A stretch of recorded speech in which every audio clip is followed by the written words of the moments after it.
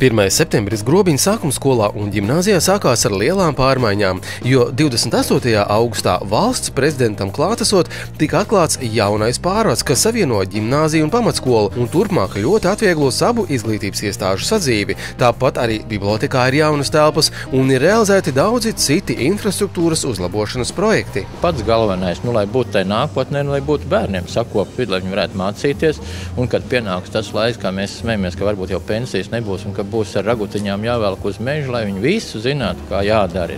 Dabīgi, ka citos ciemos tāpat skolas ir saulaicīgi atjaunotas, tā kā kapsēdes pamatskola, tāpat arī mūsu bērndārs Pīpenīte, Dubeņos sākuma skola ir atjaunota. Par to mēs tā mērķiecīgi visus šos 7 gadus, kopš esam kopā, domājam.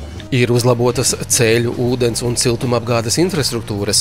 Īpaši tiek domāts, lai šajos procesos iesaistītu vietējos zemniekus. Tā piemēram, Dubiņos ir izveidota katla māja, kur kā kurināmais tiek izmantoti salmi.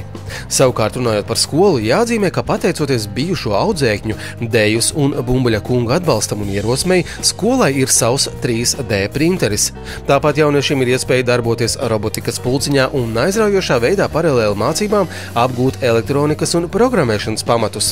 Iepazīties gan ar sasniegumiem elektronikas laukā, gan apskatīt renovētās bibliotēkas un mācību telpas tika aicināts arī vizītē atbraukušais valsts prezidents Raimonds Vējonis. Tas, ko brīžiem varbūt neizdara līdz galam valsts, pašvaldības spēja palīdzēt, nokompensēt, un Grobiņu ir ļoti uzskatāms piemērs šai sadarbībai, tam, kā pareizi, plānveidīgi guldot naudu attīstībā, ir iespējams sasniegt labus rezultātus. Turpinot Kārļa Ulmaņa iedibināto tradīciju, Vējoņa kungs pie skolas iestādīja ozolu, kas būs kā vēstījums un arī liecība nākamajām paaudzēm. Zīle, tas ir tā kā mikročips, tas ir vēstījums, nezinu cik paaudzēs un stāvot 1000 gadu. Vai prezidenta kungs braucot citā reizē garām apciemos savu stādīto ozolu? Būs jau jāapskatās, kas notiek.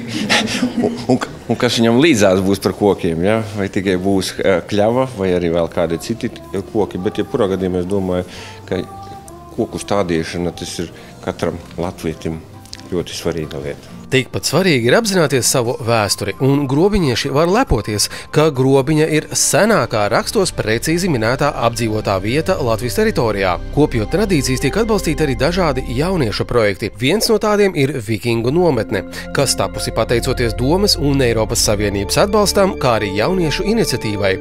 Apmeklējot šo kuršu Vikingu nometni, jums būs iespēja izzināt kuršu Vikingu dzīves ziņas, iespēja iepazīt Grobiņas vēsturiskās vietas un objektus, iejusties Vikingu tēlos, izzināt leģendas, kā arī vienkārši patīkami atpūsties ģimenes un draugu lokā.